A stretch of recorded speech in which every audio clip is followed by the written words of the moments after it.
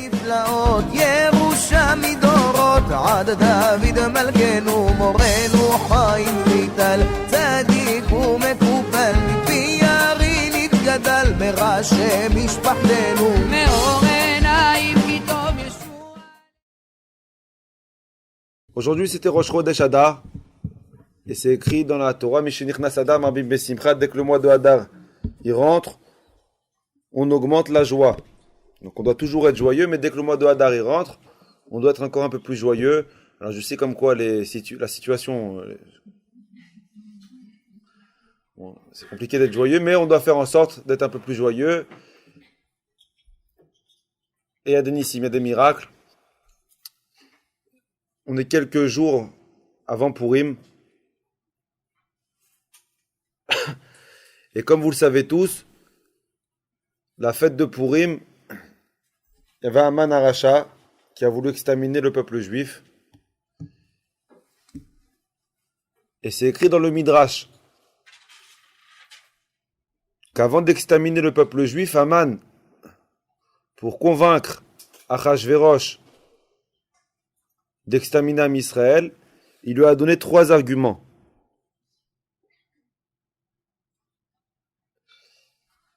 Parmi les 3 arguments qu'il lui a donnés, le Midrash il dit comme quoi le premier argument que Haman il a donné à Achashverosh, Haman il a dit au roi, il a dit Sa Majesté, le peuple juif, on veut l'exterminer. Première raison que je te donne, alors c'est tout ce que je vous dis maintenant, c'est écrit dans le Midrash. Il a dit première raison que je te donne, le peuple juif Am Israël c'est un peuple qui mange beaucoup. C'est pas une blague, hein. Je suis sérieux, pour une fois je suis vraiment sérieux.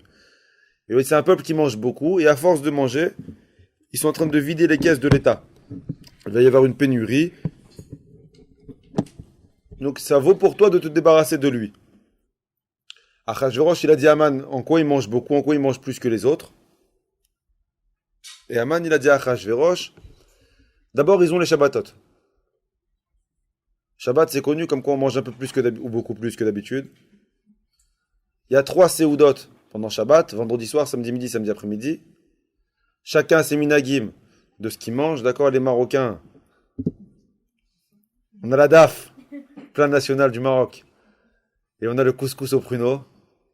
Ce qui nous a valu pas mal de critiques de la part de nos confrères les Tunisiens. Que eux, les Tunisiens, c'est la pkeila, le blé, la mlouchia, etc. et j'en passe. Il y a les Algériens, la choucroute. Ou la charcuterie, ils n'ont pas encore trouvé de... Je peux tailler les Algériens, ma mère elle est algérienne, hein, donc on n'a pas beaucoup mangé quand on était petit. C'est pour ça qu'on est maigre dans la famille. Il y a le repas des... Alvaï, que vous arrivez un jour à cuisiner comme ma mère, Alvaï. Donc il y a les Shabbatot, et s'il n'y a pas les Shabbatot, il y a les fêtes, Pessah, Shavuot, Sukkot, Chanukah, Tu Bishvat. Si ce n'est pas des fruits, c'est les beignets. Si ce n'est pas les beignets, c'est la matzah. Si ce n'est pas la matzah, c'est... Il y a toujours... Toutes les occasions sont bonnes pour manger. Après, il y a les bar mitzvot. Il y a les mariages, il y a les enterrements. Dès qu'il y a un truc, on bouffe. Et en plus, les juifs, ils sont persuadés que la nourriture de Shabbat, elle ne fait pas grossir. Alors ça, dans la halakha, c'est écrit nulle part. Je pense que c'est un mythe qu'une personne assez obèse a inventé pour pouvoir justifier le fait qu'il mangeait beaucoup et pour te convaincre de manger beaucoup avec lui. Parce qu'en général, un gros n'aime pas rester seul gros. Il aime que tout le monde... C'est pareil pour les grosses, hein, on aime que tout le monde soit dans le même problème que nous. Donc c'est un mythe. La nourriture de Shabbat, elle fait grossir. Il y a une bracha et elle fait grossir. D'accord? Donc Haman, il a dit à Achashverosh, il faut se débarrasser des juifs, ils mangent trop. Bon, Achashverosh, il n'était pas trop convaincu. Il a dit, écoute, t'es bien gentil, t'es bien mignon, mais... c'est pas une raison qui justifie d'exterminer un peuple quand même, c'est pas à cause de la nourriture. Alors, le deuxième argument, le Midrash dit que Haman a donné à Achashverosh, Haman il a dit à Achashverosh, ok, ça t'a pas convaincu qu'il mange beaucoup? Okay. Bon, il y a un autre truc, c'est qu'Am Israël, non seulement il mange beaucoup, mais en plus il travaille jamais. Alors, on est bien d'accord comme quoi les juifs, on est le cauchemar de Pôle emploi. Que dès qu'un juif il se présente à Pôle emploi, le conseiller il rentre en dépression totale, parce que quand un juif rentre à Pôle emploi, il dit, écoute, je vous préviens d'avance, il y a 52 samedis où je travaille pas. Tous les vendredis des 52, je m'arrête à midi. Après, il y a une semaine de Pessah, une semaine de Sukkot.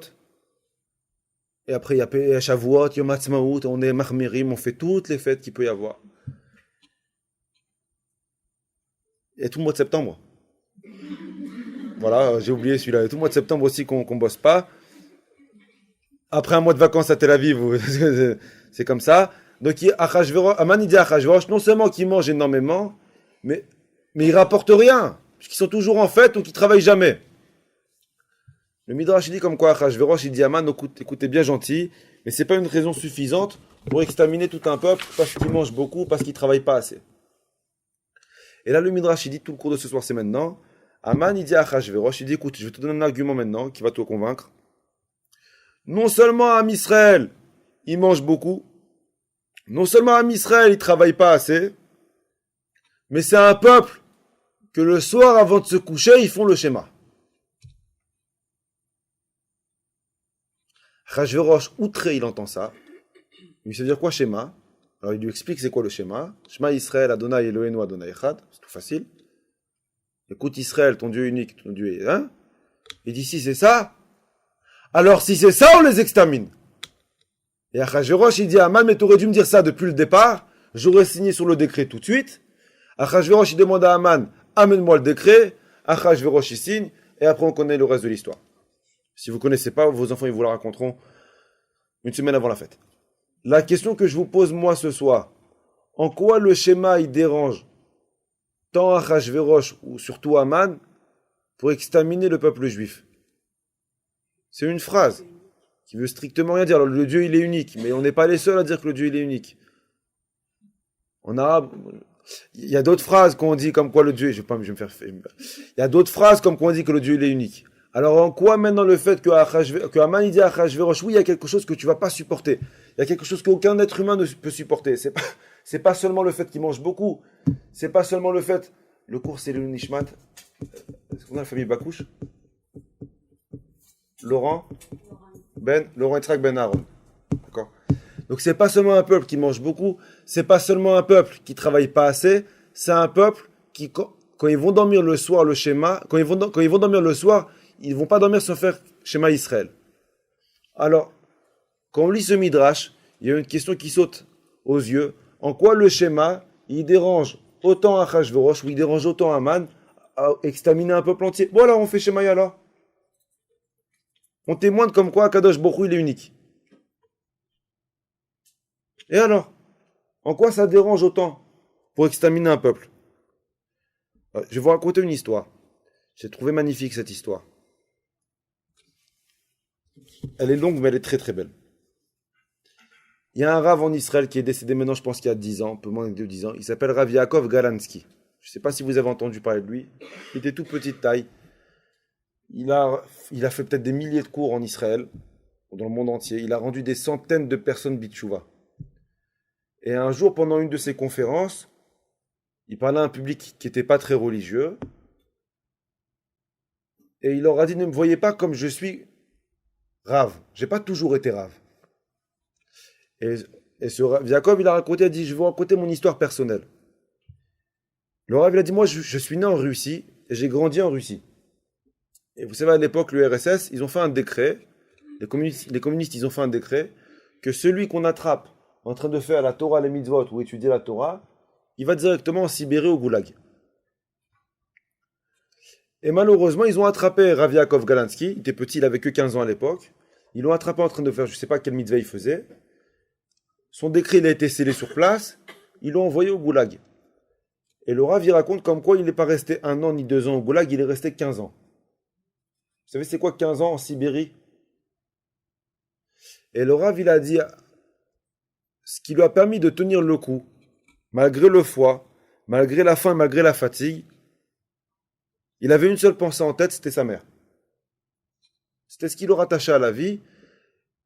Et à chaque fois qu'il voulait baisser les bras, à chaque fois qu'il voulait se laisser aller ou qu'il voulait se laisser mourir, il disait, écoute, ma mère, elle m'attend, je vais la revoir un jour, et pour elle, je me dois de vivre. Pendant 1 an, pendant 2 ans, les années, ils ont passé comme ça pendant 15 ans. Le Rav il raconte comme quoi plusieurs fois, il était à un fil de la mort, et que malgré tout, il s'est rattaché à la vie en pensant à sa mère, en pensant à sa famille, et en se disant, ma mère, elle m'attend, je ne peux pas décevoir ma mère, il faudrait qu'un jour, je puisse la remercier pour tout l'amour qu'elle m'a donné. Il ne pouvait pas comme ça partir. Jusqu'au jour où, après 15 ans de prison en Sibérie, les Russes, ils l'ont libéré. Première chose qu'il fait, il retourne dans son village pour aller voir sa famille. Et là, il apprend la terrible nouvelle que sa famille, elle a été déportée et que tout le monde est mort. À l'époque, il devait avoir peut-être 30 ans. Et il raconte comme quoi, quand il a appris cette nouvelle-là, il était tellement triste. Il n'avait plus d'espoir dans sa vie. Le seul fil à quoi il s'est rattaché, c'était sa mère, c'était sa famille. Il n'était plus de ce monde. Il s'est laissé abandonner. Il s'est laissé mourir. Et le Rav raconte comme quoi il a arrêté de manger. Il a baissé les bras. Il s'est laissé partir. Ses amis qui ont vu comme quoi que le petit Yaakov, il n'allait pas bien, ils lui ont proposé d'aller voir un Rav. Le Rav, il s'appelle le Chazon Ish. Je ne sais pas si vous avez entendu parler de lui. C'est un Rav qui habitait en Israël à l'époque. Ils lui ont dit, écoute, viens, on va voir avec le Chazon Ish. Et il va te donner un conseil, qui va te donner une phrase, une parole qui va te remonter un peu le moral. Il l'a amené chez le Chazon Ish. Le Rav, il a écouté son histoire. Et le Rav, il lui a dit, écoute mon fils, avant que tu prennes ta décision de vouloir baisser les bras, de vouloir abandonner, je vais te raconter une histoire. D'accord, c'est une histoire dans une histoire. Il lui dit, après mon histoire, tu prends ta décision. Il lui a dit, Rav, écoute, tout ce que tu vas me raconter, je le connais. Moi, j'étais dans les yeshivot toute ma vie. Qu'est-ce que tu peux me raconter qui va me rattacher à la vie? Et Yaakov, il dit à Chazon Ish, il dit, tu te rends compte? Pendant 15 ans en Sibérie, la seule pensée que j'avais, le seul truc qui me tenait en vie, malgré toutes les souffrances, malgré le froid, malgré la faim, c'était ma mère. Ma mère, c'était tout pour moi. Et maintenant que ma mère, elle m'a quitté, j'ai plus aucune raison de vivre, Rav. Là, je lui dis, ok, je te comprends. Une histoire. Une histoire, après tu prends ta décision. Et le Rav, il lui raconte qu'il y avait à l'époque, je ne sais pas il y a combien de temps, il y avait un monsieur qui avait l'habitude, il habitait dans un village, il avait l'habitude d'aller une fois par an dans la grande ville pour faire son marché, pour faire les courses. Il avait un magasin, il achetait tout dans la grande ville et il revendait lui les produits dans son marché, dans son petit marché, dans son petit village. Et un jour il est tombé malade. C'était la veille de la foire, il ne pouvait pas se déplacer. Il avait l'argent pour acheter la marchandise. Il sait comme quoi il a une occasion pour l'acheter, mais que s'il n'achète pas maintenant, ben il ne va pas travailler pendant un an. D'un côté, lui, il ne peut pas y aller parce qu'il est malade. D'un autre côté, il fait confiance à personne. Il appelle sa femme, il lui dit, écoute chérie, j'ai confiance qu'en toi. C'est beaucoup d'argent, c'est en espèces, je fais confiance à personne. Je te demande d'aller à la grande ville, à ma place. Tu vas aller dans tel magasin, tu achètes tous les produits qui est écrit sur la liste. Tu peux le faire? La femme lui a dit, écoute, je peux le faire. Si la liste elle est écrite, je vais au magasin, j'ai l'argent, j'achète. La femme, elle est partie dans la ville. Elle a commencé à se promener parce que c'était la première fois de sa vie qu'elle allait dans la grande ville. Elle se promène à droite, à gauche, à droite, à gauche. Elle arrive dans le magasin. Elle choisit tous les objets que son mari lui a demandé d'acheter. Elle va pour payer. Et là, malheureusement, elle ouvre son sac. Son argent, il a disparu. Plus d'argent. Elle se met à hurler dans le magasin. Elle se met à pleurer dans le magasin. Il y a un attroupement de personnes qui viennent la voir. Elle dit, qu'est-ce qui se passe? Et elle qui commence à expliquer sa peur, expliquer sa peine. Elle dit, mais vous vous rendez pas compte? J'avais de l'argent, j'ai tout perdu, je ne sais pas où je les ai perdus.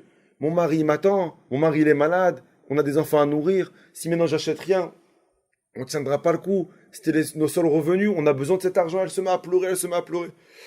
Déjà, il ne pouvait rien faire pour elle. Il y a une personne qui écoute la femme pleurer. Il lui dit, écoute, Mina Shamaim, peut-être du ciel. Tu sais quoi? Il y a une demi-heure ou il y a une heure, j'ai vu une personne, un juif de la communauté, qui a trouvé une enveloppe d'argent. Je lui dis, peut-être que c'est ton enveloppe. On fait un rendez-vous entre la femme et le monsieur en question qui a retrouvé l'argent. Les deux, ils se rencontrent. Et la femme me dit, écoute, je ne te connais pas. Mais voilà, je te dis ce qui se passe. J'ai perdu une enveloppe d'argent. L'enveloppe a été bleue. Il y avait des billets de 100 à l'intérieur. Elle lui donne tous les signes de combien d'argent. Il lui dit, écoute, il y avait 2000 € à l'intérieur, avec un élastique vert. Elle lui donne les détails. Il y avait des billets de 100 en coupure de 100, des billets en coupure de 10. Le gars, il écoute. Il lui dit, oui, c'est vrai. J'ai trouvé ton enveloppe. Il y avait une enveloppe, elle était bleue, élastique vert, il y avait tant de billets de 100, tant de billets de 10, la femme était toute contente. Dans sa tête, elle s'est dit, écoute, c'est un juif, il va me rendre l'argent, l'histoire elle est finie, l'histoire elle est close. Il lui dit, voilà, c'est ça, alors rends-moi l'argent. Il y a une mitzvah dans la Torah de Hashavat Aveda. C'est quoi la mitzvah de Hashavat Aveda? Quand on trouve un objet dans la rue, on a la mitzvah de rendre l'objet s'il y a des signes. Il lui dit, écoute, il y avait des signes, il y a écrit mon nom, je t'ai donné tous les signes qu'il y avait dans l'intérieur, rends-moi l'argent. Le gars, il écoute l'histoire, il lui dit, d'après la halakha, t'as raison, je dois te rendre l'enveloppe. Et le juif, il lui dit, écoute, mais si tu connais bien les halakhot, je vais t'apprendre une deuxième halakha. C'est quoi la deuxième halakha? Dans quel cas on rend l'argent qu'on a trouvé? C'est si la majorité de la ville, c'est des juifs. Mais si la majorité de la ville, c'est des non-juifs, j'ai pas la mitzvah de rendre l'argent. Pourquoi? Parce qu'on dit peut-être que ça appartient à un non-juif qui a perdu l'argent, la femme, elle a abandonné l'argent, et automatiquement, l'argent, il m'appartient. Donc le juif, il dit à la femme, si tu suis bien la halakha, l'argent, il te revient de droit, c'est le tien, mais il est à moi. J'ai aucune mitzvah de te le rendre. La femme, elle commence à lui crier, mais t'es un voleur. Il dit, je suis pas un voleur. Il dit, la halakha, elle me permet de garder l'enveloppe. Parce que la ville où on se trouve, c'est une ville de non-juifs. Et c'est écrit dans la halakha qu'une personne qui perd une enveloppe, une personne qui perd un objet dans la ville, qui a majoritaire non-juif, il peut garder l'enveloppe. La femme, elle se met à pleurer. On ne sait pas quoi faire. Et le juif lui dit, écoute, pourquoi je vais avoir de la peine pour toi? Et j'ai pas de la peine pour mes enfants. Moi, je suis pauvre. J'ai pas de quoi manger. J'ai des enfants, j'ai pas de quoi les nourrir. Pourquoi je vais avoir de la peine pour tes enfants et j'ai pas de la peine pour les miens? L'enveloppe que j'ai trouvée, c'est Hachem qui me l'envoie du ciel. Problème. Ils vont au Dayan. Le Dayan de l'époque, il s'appelle, j'ai noté son nom, c'est important. Il s'appelle Rav. Alors, celui-là. Hein. Attends, j'en suis. Bon, j'ai oublié son nom.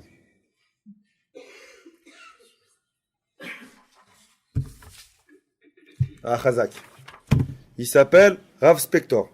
J'ai pas choisi son prénom. C'était son nom. Le Rav, il écoute les deux avis. Alors écoutez bien. C'est un très beau cours. Hein. Le Rav, il écoute l'avis de la femme qui se met à pleurer. Rav, c'est mon argent. J'avais 2000 euros. Je lui ai donné tous les signes que l'argent, elle m'appartient. Même lui, il avoue. Le Rav, il dit, ok, je t'ai écouté à toi. Et il écoute le garçon. Le garçon dit, écoute Rav, c'était son argent, c'est vrai.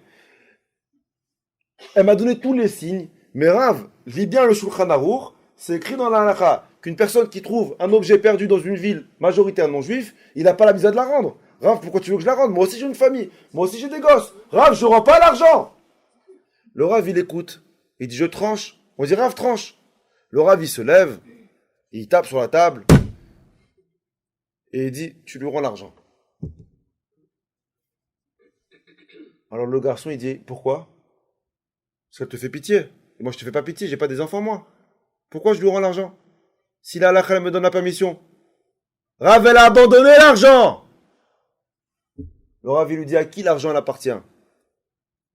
Alors le juif, il répond, bah, l'argent, il lui appartient à elle. L'argent, il lui appartient à elle. Du moment où elle a abandonné, où elle a perdu, elle a abandonné. Le Rav dit, non, mon fils. L'argent, il lui appartient pas à elle. L'argent, il appartient à son mari. Et son mari, il est dans un autre village. Il sait même pas que sa femme, elle a perdu l'argent. Donc, comment tu veux prendre quelque chose à qui le propriétaire n'a pas abandonné? Tant que lui, il n'a pas abandonné, même si elle abandonne, elle, c'est qu'un émissaire. C'est pas la propriétaire de l'argent. Puisque lui, il n'est pas au courant de l'histoire et que lui, il n'a pas abandonné, tu dois rendre l'enveloppe à cette femme. L'histoire, elle s'est finie comme ça. Maintenant, on revient à l'histoire du Chazon Ish et de ce Yaakov Galansky. Le Chazon Ish, il lève ses yeux. Et le Chazon Ish, il dit à ce Rabbi Yaakov, il lui dit, mon fils, je sais que tu as souffert pendant 15 ans. Je sais que tu as perdu ta maman. Je sais que tu vas abandonner. Je sais que tu veux baisser les bras. Mais mon fils, je te pose une question. Le monde dans lequel tu te trouves, il t'appartient pour abandonner? Et le Rav lui dit, le monde dans lequel tu es, il appartient à Hachem. Comment tu vas abandonner sur quelque chose qui ne t'appartient pas? Tant qu'Hachem il te donne la vie, c'est qu'Hachem il croit en toi. Et si Hachem il te donne la vie, c'est qu'il croit toujours en toi. Comment tu vas abandonner sur quelque chose que tu n'as pas le droit d'abandonner? Tu n'es pas le maître pour abandonner. Le Rav, il a compris. Le petit, il lève les yeux au Rav et dit, Rav, ça veut dire quoi? Il dit, mon fils, tant que tu es dans le monde de Dieu, le seul qui peut abandonner, c'est lui. Et tant qu'il n'abandonne pas, tu te dois de combattre. Même si tu ne comprends pas ce qui se passe, même si tu n'es pas d'accord avec ce qui se passe, même si ce qui se passe n'est pas logique, même s'il y a des difficultés, même s'il y a des incompréhensions, même si on est mal, même si on n'en peut plus, même si on n'a pas la force d'avancer, le travail d'une personne, c'est d'avancer constamment. Pourquoi? Parce que tu ne peux pas abandonner quelque chose qui ne t'appartient pas. La vie, ce n'est pas dans ta main. On n'a pas décidé de vivre et on ne décide pas quand on meurt. C'est Akadosh Baruch Hu qui décide qui vit, quand il vit et combien de temps il vit. Puisque ta vie, elle est dans les mains d'Hachem, le seul qui a le droit d'abandonner dans l'histoire, c'est Akadosh Baruch Hu. Et si Hachem, il te donne un Neshama tous les jours pour que tu te lèves, c'est qu'Hachem, il pense que tous les jours, tu as la force de réussir ta journée. Si toi, tu baisses les bras, tu es en tort. Parce que lui, il baisse pas les bras, puisqu'il t'a donné ta Neshama. Le Rav, il a compris à ce moment-là. Le Rav Yaakov Kalinsky s'est levé. Il a dit, ok Rav, j'ai compris. Je sais ce que je dois faire maintenant. Et à partir de ce jour-là, le Rav, il a dit, j'ai sillonné les villages. J'ai sillonné les villes pour raconter mon histoire et dire aux gens que si moi, j'ai pas le droit d'abandonner, t'es qui toi pour abandonner? Parce que tu as eu un petit problème dans ta vie, parce que tu as eu une petite déception amoureuse, ou parce que tu as eu un petit problème. On a tous des problèmes. Vous pensez que personne n'a de problème? Vous pensez parce que vous avez une barbe, vous n'aurez jamais de problème dans votre vie? Vous pensez comme que vous êtes habillé joliment comme moi? On a tous des problèmes, on a tous des galères. Personne n'a envie de se lever le matin, et c'est compliqué. Mais on est seulement des pions dans un échiquier. Le pion, il ne décide pas où il va. C'est la main qui décide où mettre le pion. Le pion, il suit. Et tant que la main, elle bouge, le pion, il est obligé de suivre. Tu es un pion. Et tant qu'il te bouge, tu ne peux rien faire d'autre. Si lui, il n'abandonne pas, si lui, il baisse pas les bras, tu es qui toi pour baisser les bras? Si Akadosh Baruch Hu, il croit en toi, tu es qui toi pour pas croire en toi? Si Akadosh Baruch Hu croit en ton potentiel, si Akadosh Baruch Hu croit en ta force, pourquoi Hachem nous a mis là? Pour manger, dormir, regarder Netflix. On est là pourquoi? Combien de séries tu peux voir? Mais posez-vous la question, on est là pourquoi? Il t'a mis là pour un but précis. Il t'a mis là pour fonder une famille. Il t'a mis là pour être la meilleure des mères qu'il peut y avoir. Il t'a mis là pour être la meilleure des femmes qu'il peut avoir. Il m'a mis là moi aussi pour être le meilleur des pères, pour être le meilleur des maris, pour être le meilleur des fils. Notre travail à nous. Alors même si c'est difficile, c'est dur d'être un père. C'est dur quand tu rentres à la maison le soir et ça se dit, ce soir, maman, ce qu'ils m'ont fait. Ils se frappent avec leur titite. Et puis un, il dit à l'autre, je te purifie. Ça veut dire, pour vous dire où ça va avec, heureusement qu'il n'y avait pas un chauffard. Il avait que le titite, c'était que des fils. Ensuite, je te purifie, je te purifie. Je suis rentré à la maison, j'avais rien qu'envie de sortir. Mais c'est quoi le travail d'un père? C'est quoi les honneurs? On est là pour, vous rigolez. Il y a une semaine, moi je l'ai encore fait hier. Hier.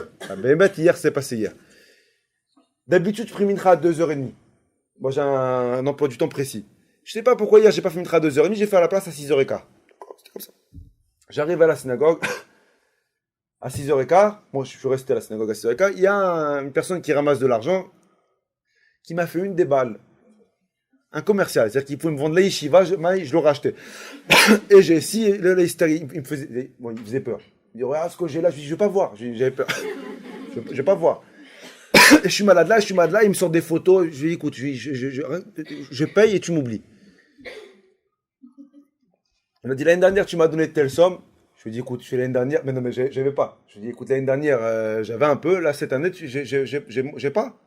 Il m'a dit, mais tu es obligé de m'aider, Je lui dis, écoute, fais mincha, on réfléchit. Maintenant, pendant tout mincha, j'ai rien de Sarah. Je l'aide.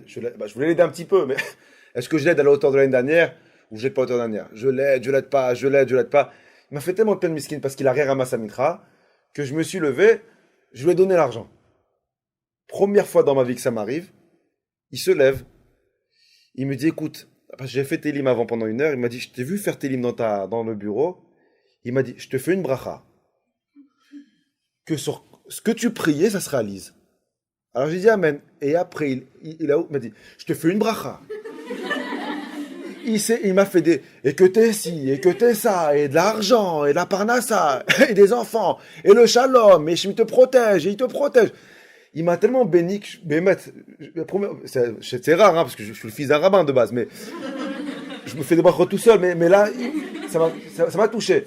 Je lui ai dit, écoute, je dis ça, je suis rentré dans le bureau, j'ai ressenti encore, j'avais tout ce que j'avais dans la poche. Et lui, il a compris la technique. Alors, à chaque fois que je donnais 20, il faut, je te donne. Il me dit, maintenant, pour ça. Et moi, je lui dis, attends, je rentre. À la fin, je lui ai dit, écoute, à la force. Je lui ai dit, écoute, j'ai plus rien. Il m'a dit, t'as toutes les brachottes, t'as toutes. Maintenant, le pauvre, il avait des chaussures trouées. Il m'a dit, tu connais pas quelqu'un qui peut m'offrir une paire de chaussures? J'ai des chaussures, c'est un Israélien, j'ai des chaussures trouées, il pleut. Je lui ai dit, écoute, il m'aurait dit ça au départ. Bon, je lui ai dit, là, ben, j'ai plus rien là. Il m'a dit, alors, donne-moi un numéro de téléphone de quelqu'un qui peut m'offrir des chaussures. Je lui ai dit, écoute, je vais pas laisser comme ça. J'arrive pas. Je lui ai dit, attends-moi là, j'ai marché 10 minutes, j'ai tiré l'argent, je suis revenu à la yeshiva. Alors, je voulais pas qu'il sache que c'est moi qui lui donnais, je voulais pas d'orgueil. Bon, maintenant, vous le savez tous. Je partage. Donc, j'ai donné à quelqu'un qui lui donne. Bon, à la fin, il a su que c'était moi. Il vient me voir, il m'a dit, regarde, grâce à toi, mes chaussures qui parlent. Il m'a dit, comme ils étaient trop, il m'a dit, il parlait avant, maintenant il parle plus. Il m'a dit, les malachim au ciel, ils parleront plus contre toi. Je lui ai dit, arrête. C'est-à-dire que s'il continue, j'allais lui acheter le costume, le manteau. J'ai fait Arvit, un des meilleurs Arvit que j'ai fait dans ma vie. Je dis, écoute, Akadosh Baruch Hu, moi, n'écoute pas mes prières à moi. Écoute-le à lui, ça veut dire que lui. Et maintenant, j'habite à 5 minutes de la yeshiva et je marchais pour aller rentrer chez moi. J'étais fier de moi. Tu sais, quand tu fais une belle mitzvah, que personne ne le sait, bon, maintenant tout le monde le sait, mais j'étais fier de moi. Je marche dans la rue, je lève les yeux, je fais Akadosh Baruch Hu, comment tu peux être fier des Juifs? Regarde comment on aime, je le connais même pas. Je me suis ruiné, je vais me faire tuer à la maison, mais c'est pas grave. Mais regarde la mitzvah, et j'étais fier. Et plus je marche, plus je suis fier de moi. Je m'envole. J'arrive à la maison, bon, les enfants qui se disputent de partout. Ma femme qui me dit, maintenant que tu arrives à la maison, on a toutes les mêmes. Elle me dit, c'est maintenant que tu arrives à la maison, moi ça fait 1h30 avec les gosses. Je lui dis, écoute, Myriam, alors je voulais pas lui dire que j'ai fait une mitzvah, j'ai cassé un mitzvah. Bon, maintenant je vais lui raconter ce soir, mais je lui dis, bon, Myriam, écoute, j'ai fait un mincha en retard, Elle me dit, mais les gosses, il faut les doucher, il faut faire les devoirs. Bon. Elle m'a dit, aide-moi de doucher. Et mettre dans ma tête un coup de Sarah, je vais dire, tu sais à qui tu parles? C'est grâce à moi, le monde y tient. Moi, je suis rentré à la maison comme ça veut dire embrassez-moi la main. Je lui ai dit, mais tu veux quoi maintenant? Je suis fatigué, il est 7h30, je me suis pas arrêté de la journée. Elle m'a dit, mais il faut me devoir les douches. C'était un balagan pas possible. Je me suis assis avec un. Je lui ai dit, fais le pasouk. 30 fois. Je voulais l'attraper sa tête, lui faire avaler le pasouk. Ça rentre pas. Et je me suis dit, c'est maintenant ou au ciel, les projecteurs ils sont braqués sur toi? Parce que quand tu es à la synagogue tranquille et que tu as donné un peu d'argent parce que tu as fait une mitzvah, tu crois que c'est comme ça qu'Hachem va évaluer si je suis un vrai rave ou pas? Je touillote. Si vous pensez comme quoi Akadosh Baruch Hu il compte les personnes qu'il y a au cours pour savoir qu'est-ce que je vaux au ciel, je vaux rien. Hein. C'est comment je suis chez moi. Quand personne n'y me voit. Avec ma femme. Avec mes gosses. Avec mes parents. C'est là où le rave, c'est là où on va dire on va voir ce que Rav Moshe il fait. Pas quand je suis à la yeshiva devant du monde. Ça c'est un show. Voilà, je vais vous faire un show. Mais c'est qui le vrai moi? C'est quand je suis seul. C'est ce qu'Hachem il attend. Que tu sois le meilleur toi-même. Le meilleur mari. Le meilleur fils. Le meilleur père. T'es rave, le meilleur rave. On t'appelle pour des problèmes le meilleur. Ne baisse pas les bras. Tu sais pourquoi tu peux pas baisser les bras? Parce qu'il baisse pas les bras. Et comment tu peux baisser les bras sur quelque chose qui t'appartient pas? C'est comme si que demain maintenant, quelqu'un va dire, écoutez, cette synagogue-là, je la donne à celui qui veut. T'es pas le patron ici. Il y a un patron, c'est le patron qui décide. Si le patron, il décide quelque chose, toi, t'es qu'un employé. T'es un fidèle. On est des fidèles dans le monde de Dieu. Et si Hachem, il baisse pas les bras, si Hachem, il a confiance en nous, la preuve, c'est qu'il nous met sur terre et qu'il nous donne la chance, on est qui nous pour baisser les bras? On se doit d'avancer. Ben, maître, je vous dis la vérité, je vous fais ce cours-là. Alors, quand j'ai préparé le cours, c'est que, bon, je vous cache pas, avec le coronavirus, on est rentré dans une panique pas possible. Alors, il y en a qui disent c'est faux, il y en a qui disent que c'est vrai. Bon, alors, la première fois, d'abord, il y a un article que mon père, il aurait dit comme quoi le monde, la Shoah, 6 millions de personnes. C'est pas mon père. Quand mon père, il a rien dit tout ça. C'est un autre Rav Pinto. C'est pas mon père. Mon père, il a pas dit comme quoi le monde, il va à 6 millions, il y aura. c'est pas mon père. Alors c'est un autre rave, je ne dis pas. Mais c'est stressant. C'est ça quand tu vois comme quoi tous les journaux ils parlent que de ça, toutes les télés ils parlent que de ça, à chaque fois on reçoit des alertes et puis il n'y en a plus en France, il y en a en France, il y en a plus en France. Alors au début de la semaine, moi les gens ils m'appellent que pour les mauvaises nouvelles, il n'y a personne qui m'appelle pour me dire qu'il a gagné au loto, qu'il a fait une belle affaire. Bon, on ne connaît pas Moshe pour ça. Quand il y a des mauvaises nouvelles, alors au départ de la semaine, le gars il m'appelle la première fois, oui Rav, qu'est-ce que tu penses du coronavirus, qu'est-ce qu'on pense, qu'est-ce que ton père il a dit ça, alors je suis le premier à dire non, c'est pas mon père qui a dit ça, alors il faut que j'explique, non c'est pas mon père qui a dit ça, alors qui a dit ça, bon c'est quelqu'un d'autre, alors Rav, qu'est-ce que tu penses que ton père en pense, ça va aller, on a l'Emouna, Kadosh Baruch Hu, il est fort, il y a eu plusieurs Aman et on a combattu tous les Aman, ok, le deuxième, maintenant le premier, comme il est convaincu, il t'envoie après tous les journaux qu'il a lus. Maintenant moi je l'ai lu parce que je l'ai lu. Après 10 minutes après, t'as un deuxième qui t'appelle, Rav, qu'est-ce que tu penses du coronavirus, j'en ai marre. Au bout du 10 millième coup de téléphone, stop. C'est-à-dire que je réponds au téléphone, si c'est pour le coronavirus, j'y suis pas là. Mais je comprends, les gens, ils stressent. On panique. Pour ceux qui ont une femme, des enfants, un départ, on stresse. Bien sûr que ça fait peur. Mais c'est quoi notre travail à nous? On baisse pas les bras. On avance. Est-ce qu'on gère la maladie? Est-ce que parce que tu stresses, tu vas pas être malade? Non, alors avance. Pourquoi on est en panique constamment? Vous remarquez pas que il y a 3 ans, c'était les attentats. On a passé le cap attentat, on s'est dit ça va, c'est plus calme en France. Il y a eu moins d'Alia, tu sais. Et puis maintenant, en plus, hop, un nouveau truc. Et mais on est constamment sous pression. Tout est dans les mains d'Hachem. Akadosh Baruch Hu, c'est lui qui décide tout ce qui va se passer. Donc, apprenez, je me parle à moi-même. Plus calme, plus détente. Ce qui doit arriver, ce qui doit se passer se passera. Pourquoi être stressé avant que quelque chose se passe? Non, on a les Mouna, que Akadosh Baruch Hu, il a protégé les Juifs pendant plus de 5000 ans, qui va pas s'arrêter maintenant, que Mashiach, il va pas venir avec il y aura pas de 3e guerre mondiale, et il y aura pas des millions de morts, parce qu'on a assez souffert dans notre vie. Et je pense pas, j'en suis convaincu, moi j'ai eu confiance en mon père il a toujours dit comme quoi, Mashiach, il viendra dans le calme, dans la paix, et que toutes les personnes qui disent comme quoi Mashiach, il va venir, il y aura des morts, il y aura des épidémies, il y aura des trucs. C'est pas du tout notre façon de penser. On pense comme quoi on est assez stressé comme ça, avec les problèmes quotidiens, pour se rajouter des problèmes, pour l'instant, qui sont fictifs. Donc, Rabotai, détendez-vous. On a d'autres problèmes plus importants à résoudre. Trouvez-vous un mazal. C'est plus important que le coronavirus. C'est-à-dire que, moi, je pense comme quoi, oui, c'est plus important. On n'y est pas. Au moins, tu mourras pas célibataire. Ça veut dire, pense à, oui, je vais loin. Mais c'est des ch'touillottes, vous êtes en train de paniquer pour rien. Mais je rigole avec vous, pas pour vous. Mais c'est des bêtises. Il y a tellement de problèmes. Il y a tellement de beaux problèmes beaucoup plus graves. Il y a l'éducation des enfants pour ceux qui ont des gosses, que c'est extrêmement compliqué. Il y a nos parents, il y a des familles à gérer entières. Donc Rabotai, Bitachon Bachem, confiance en Hachem. Akadosh Baruch Hu, il gère son monde comme il l'entend. Et c'est pas parce que tu stresses. Par contre, ta tefila, elle peut aider. Oui, c'est important de prier. Oui, c'est important de se renforcer dans les brachot. C'est qu'à l'époque de David Ameler, il y a eu une épidémie. Et pour arrêter l'épidémie, David Ameler, il a instauré de faire 100 brachot par jour. Vous savez ça? Et David Ameler, il a dit que celui qui fait 100 brachot par jour, il ne sera pas touché par l'épidémie. Donc 100 brachot par jour, si vous faites vos 3 midot par jour, vous êtes déjà à 86, je les ai comptés. Birkot HaShachar, plus ces 3 midot par jour et toute la 86. Bon. Vous n'allez pas faire 86, faites-en une. Voilà, c'est déjà pas mal. Oui, la tfila, ça aide. Oui, se renforcer dans la Torah et les Mitzvot, ça aide. Le stress, ça aide pas. Paniquer, ça aide pas. De lire des articles toute la journée. Qu'est-ce qui se passe? Qu'est-ce qu'ils ont dit? On est complètement devenu bémet. On est devenu accro aux infos.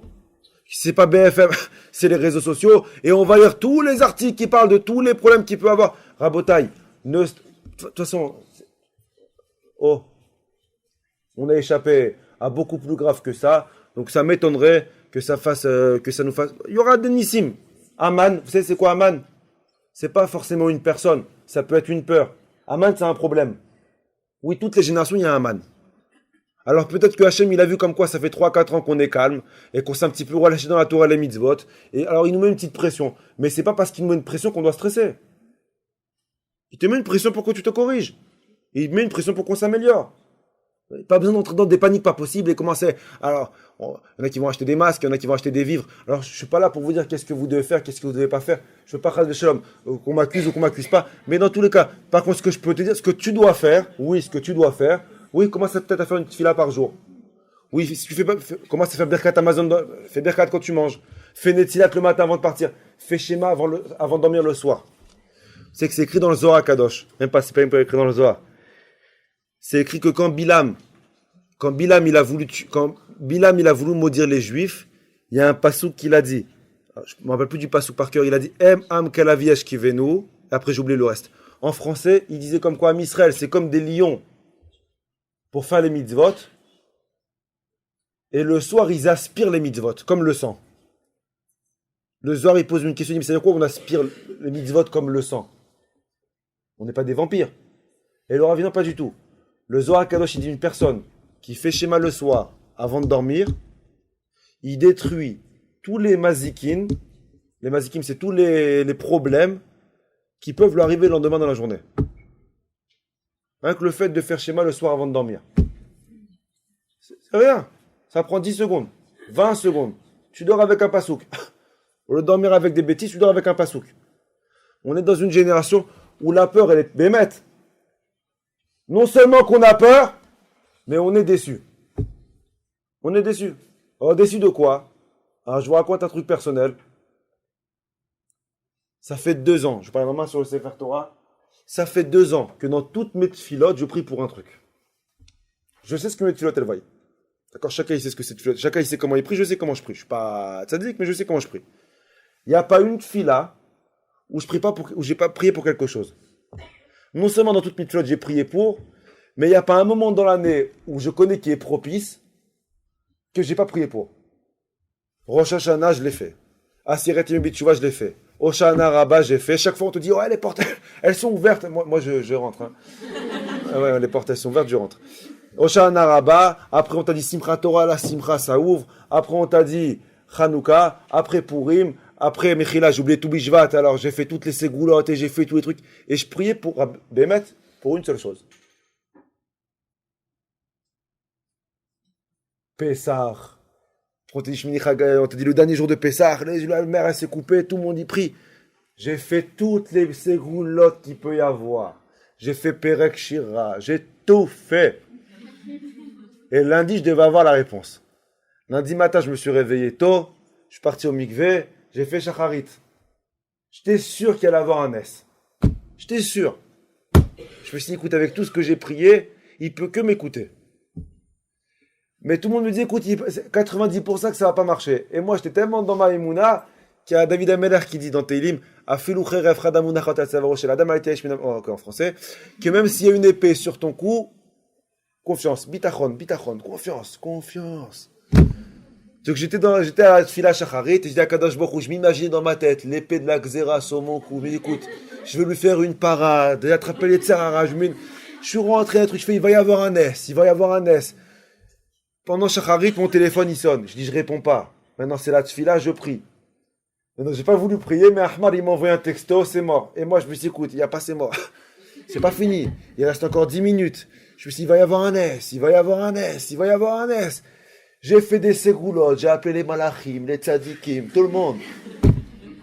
Et alors, il n'y a pas une laisse. Alors je finis ma prière, j'appelle, je fais bon maintenant je suis prêt, et là c'est fini. Il n'y a pas. Bémet. Moi je suis quelqu'un d'émet. Lundi. Il y a 3 jours, 2 jours. J'ai raccroché le téléphone, je dis il n'y a pas. Je me suis assis. J'avais tous mes livres devant moi. J'avais ma feuille. Je me suis mis un rappel. Ça fait 2 ans qu'à chaque fois que je prie, je mettais un coup de stylo. Avec des coups de stylo de partout. Je voulais la manger, la feuille. Je ne savais pas quoi faire. Le matinée est passé. Bon, j'étais un peu triste. J'appelle à droite, à gauche après la matinée pour voir ce qui se passe. 2 heures mincha. Les avochim étaient dans mon bureau. Rav, mincha, on t'attend. D'habitude, je fais toujours mincha avec eux. Et là, je voulais pas faire mincha. Je voulais pas. Parce que dans ma tête, je me suis dit, il n'écoute pas mincha. Moi, je suis un rabbin à émettre. Si je fais mincha plus tard, j'allais faire mincha, mais pas le... Je me suis assis, et dans mon bureau, j'ai la photo de mon père. Et là, la photo, elle a commencé. Non, elle n'a pas parlé. Ouais, je rigole. Je regarde la photo de mon père. Je sais qu'il est dans le même problème que moi, donc je voulais même pas l'appeler pour avoir des forces, parce que lui-même, il en avait besoin. Je regarde la photo, et je parle. Moi, j'ai des bougies dans mon bureau. J'ai un bureau de fou. C'est-à-dire, si vous, un jour vous venez, c'est mignon. J'ai des bougies, des livres de partout. Il y a la bougie qui brûle à côté. Je fais, on fait quoi? Et t'as l'Yetzirah qui arrive, qui dit, écoute, c'est l'Yetzirah, c'est le Moshe, mais sans les chapeaux, sans rien. C'est-à-dire, c'est le même, mais racaille. Il me dit, écoute, on fait quoi? Il m'a dit, bah, on prépare.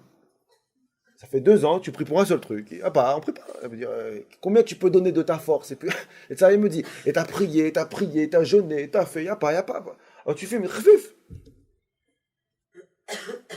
Et après, j'ai le Moshe, l'autre qui m'a parlé, qui a dit, écoute, tu vas pas prier, et tu vas gagner quoi? Ce qu'il faut se dire. Ton problème, il va se résoudre? Non.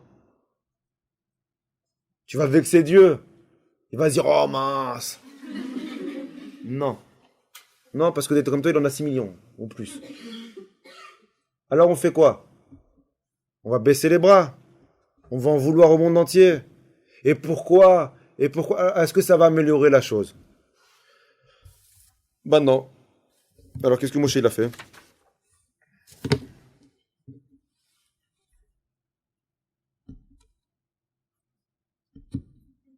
Eh bien Moshe, ça lui a pris 10 minutes. Et à la fin, je suis arrivé à la conclusion. Je me suis dit, ok, 2 secondes. Dernière pensée, après on arrête. Et si Hachem, il t'aurait donné ce que tu voulais vraiment, mais qu'à côté, il t'aurait pris quelque chose d'autre que tu aimes vraiment, ce que tu aurais voulu. Ben, je me suis dit non.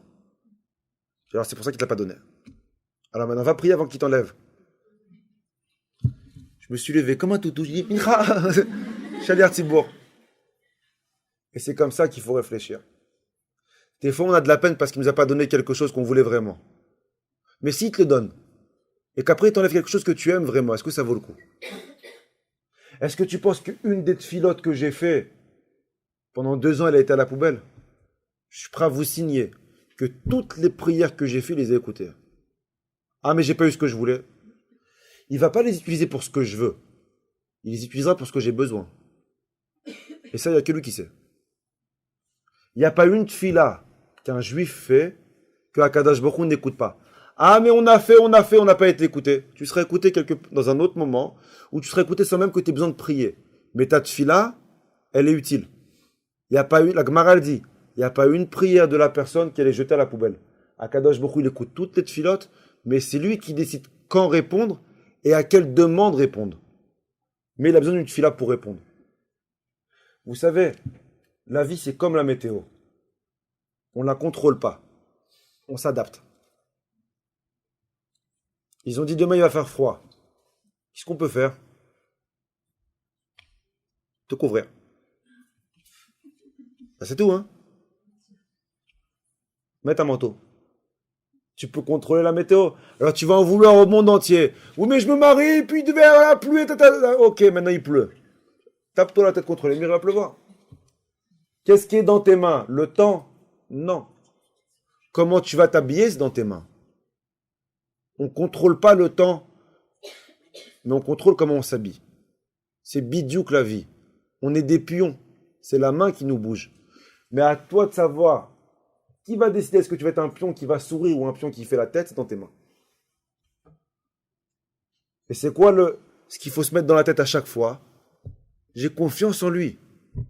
Et que même si moi je veux abandonner, mais que lui l'abandonne pas, tant que Hachem il abandonne pas, moi je suis qui pour abandonner quelque chose qui m'appartient pas?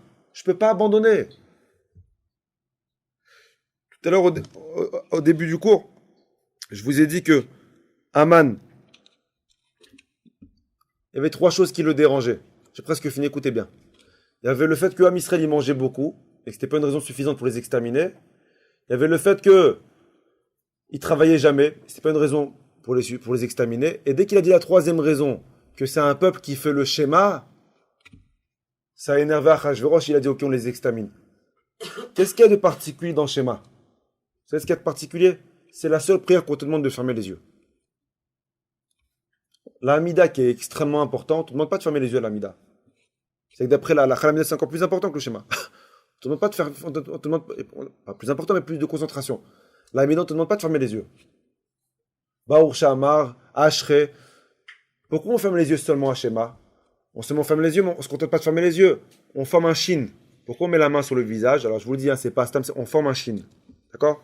Il y a 3 barres. Le shin, comment c'est écrit? Il y a 3 barres, donc on forme un shin. Nos 2 doigts, ils vont fermer les 2 paupières, on forme un shin sur le visage. Pourquoi on ferme les yeux seulement à Shema?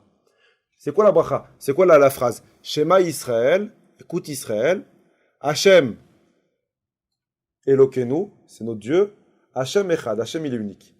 Vous remarquez que dans cette phrase, il y a 2 noms d'Hachem qui ont une signification différente. Il y a le Hachem, Yud He Vav Ke, Adonai, et le Elohenu. C'est les 2 noms d'Hachem. Dans ces 2 noms d'Hachem, on les emploie dans la Torah différemment pour des contextes différents. Quand on emploie le nom Adoshem, d'accord? En général, la signification de Yud Ke Vav Ke, ça veut dire la miséricorde. Quand on emploie Elohenu, c'est la rigueur. Dans la même phrase, on emploie 2 synonymes de Dieu, on emploie la miséricorde et la rigueur. En fermant les yeux. Pourquoi? Écoutez comment c'est magnifique ce que je vais vous dire. Parce que on a tous en souvenir notre mère, le soir quand elle nous met au lit, quand elle nous mettait au lit, qu'elle nous rentre dans la couverture, qu'elle éteint la lumière, et avant de dormir, elle nous répète, mon fils, fais la bracha, répète après moi, Shema Israël, Adonai Elohenu, Adonai Echad. La phrase avant de dormir. Ferme les yeux et répète cette phrase après moi. Comme si que cette phrase, elle voulait nous dire que notre mère voulait nous faire passer un message. Peu importe comment Hachem, il se comporte avec nous, qui se comporte avec nous dans la miséricorde, ou qui se comporte avec nous dans la rigueur, il reste unique. Pourquoi il y a écrit 2 noms de Dieu différents, 2 synonymes de Dieu? Il y a écrit Hachem, qui est la miséricorde, et Elohenu, qui est la rigueur. Parce qu'on veut réaliser, on veut proclamer que peu importe comment Hachem il se comporte avec moi dans ma vie. Il y a des périodes dans la vie où c'est des périodes de Hachem, où que tout me sourit, que la femme ça va, les enfants ça va, le travail ça va, les enfants ça va. Une période de Hachem. Mais il y a d'autres périodes dans la vie où c'est des périodes de Elohenu, des périodes de peur, des périodes de stress, des périodes d'incompréhension, des périodes d'illogique. On nous dit, peu importe comment Hachem il se comporte avec nous, que ce soit dans la miséricorde ou que ce soit dans la rigueur, Hachem il reste unique. Et quand notre mère elle nous dit, ferme les yeux et répète après moi, c'est comme si elle voulait nous faire passer un message, mon fils, sache que dans la vie tu auras des périodes de facilité, comme tu auras des périodes de difficulté. Tu auras des périodes de mazal, comme tu auras des périodes où tu n'auras pas le mazal. Tu auras des périodes où tu seras heureux, comme tu auras des périodes où tu seras triste. Mais peu importe comment Hachem il se comporte avec toi, Hachem il reste Echad, Hachem il reste unique. Ferme les yeux, fais confiance en Hachem. Fais-lui confiance les yeux fermés. Et c'est pour ça qu'on te demande de fermer les yeux à Shema. Parce qu'on te dit, peu importe ce qui se passe dans ta vie, rigueur ou miséricorde, ferme les yeux et avance. Ferme les yeux et fais-lui confiance. Écoutez de la phrase de cours et je finis avec une phrase. Si quand on était, tout le cours c'est maintenant. Si quand on était petit, on nous a appris à faire Shema le soir pour pas faire de cauchemar, quand on est adulte, je vous apprends qu'on fait Shema pour transformer le cauchemar en rêve. Je la refais pour ceux qui ont moins de... Si quand on était petit, on t'apprend à faire le schéma, on te dit fais schéma le soir pour pas faire des cauchemars, ou pour transformer, on a dit, ça enlève tous les mazikines. Quand on est adulte, on te dit écoute, il y aura des cauchemars. Ne te fais pas de film, il y aura des cauchemars. Mais il y aura des difficultés. Mais si tu arrives à fermer les yeux et à faire le schéma, même dans l'obscurité, alors ton cauchemar, il se transformera en rêve. C'est ça la fête de Purim. Quand Haman, il a dit à Achashverosh, maintenant vous comprenez pourquoi Haman, c'était évident qu'il y avait quelque chose qui le dérangeait dans Shema. Qu'est-ce qui peut déranger Haman autant dans Shema? Vous savez ce qui dérange Haman? C'est que Haman, il a remarqué que le Shema, c'est une déclaration d'amour à Hachem dans toutes les situations de la vie. Haman, il a dit, écoute, qu'ils aiment Hachem quand tout va bien dans leur vie. D'accord, c'est logique. Mais qu'ils aiment toujours Hachem quand ça va mal, d'où il sort cette force? c'est pas un peuple normal. C'est pas un peuple qui fait partie de la nature. C'est un peuple qui est au-delà de la nature. C'est ça, Israël. Ce qui a dérangé Aman à un point qui voulait exterminer les Juifs, c'est qu'Aman, il n'a pas pu supporter, comme même dans la difficulté, même dans la difficulté, ces Juifs, ils restent fidèles à leur maître. Quand même dans l'incompréhension. Vous voyez des personnes qui ont perdu leurs parents.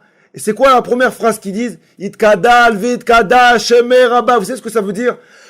Que le nom d'Hachem, il soit sanctifié.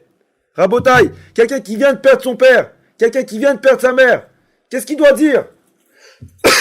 Comment il peut dire? Hachem, il vient de lui prendre ses parents. Et il est en train de dire que le nom de Dieu, il soit grandi et sanctifié.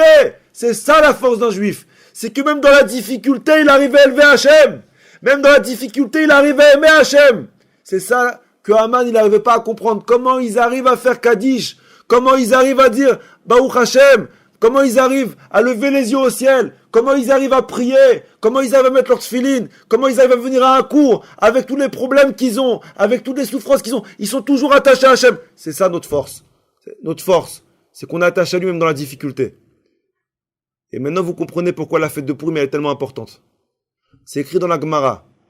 Kippour, Keppurim. Que Kippour ça ressemble à Purim. Comme pour te dire que à Purim c'est encore plus fort que Kippour. Que toutes les portes du ciel, ouais je vous la ressors celle-là. Toutes les portes du ciel elles sont ouvertes à Purim.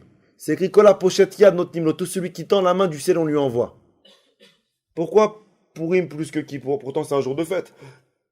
Kippour c'est un jour solennel. Purim c'est un jour de fête. Parce qu'à Kippour, il y a la miséricorde et il y a aussi la rigueur. À Purim, on a transformé la rigueur en miséricorde. Comment? Puisque nous, on aime Hachem dans toutes les situations de notre vie et qu'on est capable de faire le schéma même dans la difficulté, Akadosh Baruch Hu, il dit, si même dans la difficulté, tu as les forces de me remercier, alors j'enlève la difficulté et tu vas faire que me remercier. Kippour, on arrive à un niveau d'émouna tellement élevé que c'est écrit dans la halakha qu'une personne, elle doit boire jusqu'à qu'il mélange. Vous connaissez ça?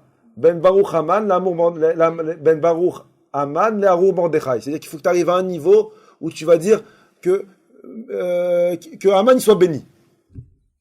Là, j'ai bu dans ma vie et j'ai jamais dit que Aman soit béni. Ça veut dire il faut vraiment être même bourré. Ça veut dire, comment tu peux dire qu'Aman soit béni? C'est qu'en fait, à Purim, tu arrives à un niveau de proximité avec Dieu tellement élevé, tu arrives à une foi en Hachem tellement grande que tu vois plus le Haman dans ta vie. Tu vois que le Mordechai.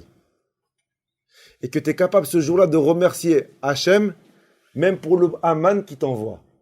En général, toute l'année, on remercie Hachem quand il nous envoie un Mordechai, quand il nous envoie une bonne nouvelle. Mais on ne le remercie pas quand il nous envoie un Haman. Quand il nous envoie un problème, on ne remercie pas. Ce jour de Purim, on déclare à Hachem, c'est le seul jour de l'année, qu'on dit à Hachem, tu sais quoi? Je te remercie pour tous les Haman que tu m'as envoyés dans l'année. Je te remercie pas seulement. Je suis capable de dire Baruch Haman, que Haman il soit béni, que le problème il soit béni. Quand Hachem il entend ces 10 secondes, il est capable de dire Baruch, de bénir ses problèmes. C'est qu'il a atteint un niveau de proximité, un niveau tellement élevé que je lui enlève ses problèmes. Rabotai, on se renforce dans la Emouna. Une personne qui se renforce, il a moins de stress.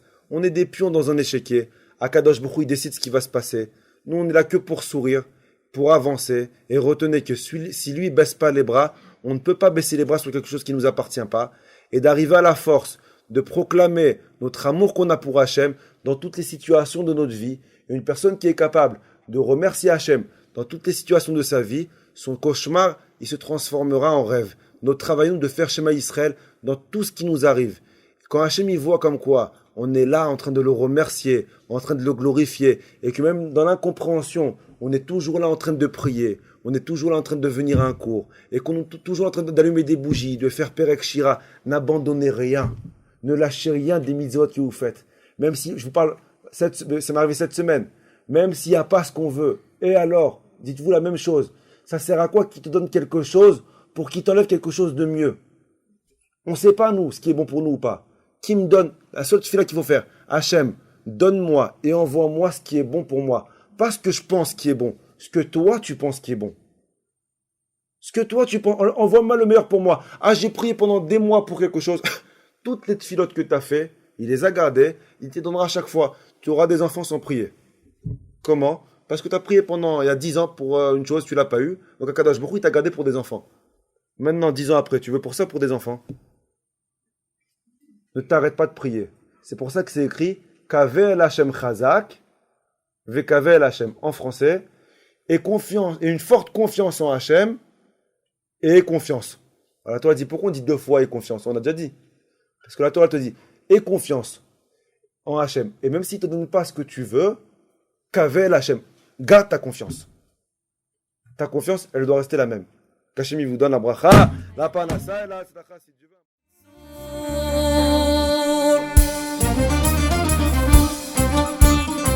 احنا جايين من كل مكان للصويرة زينة البلدان نزورو ونرجع فرحان كفر